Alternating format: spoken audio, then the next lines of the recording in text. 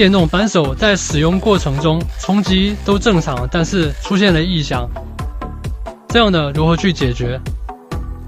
这种大部分都是头壳里面钢套缺油导致的，所以我们只需要把这个头壳给拆卸下来，加注一点黄油就可以了。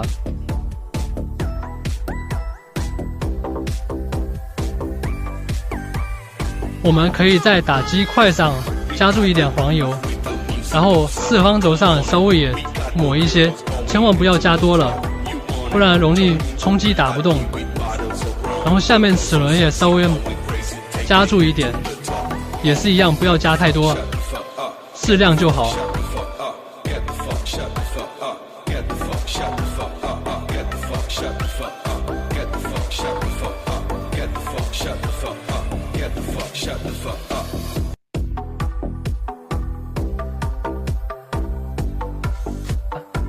最后我们装上机器，然后试一下有没有恢复正常。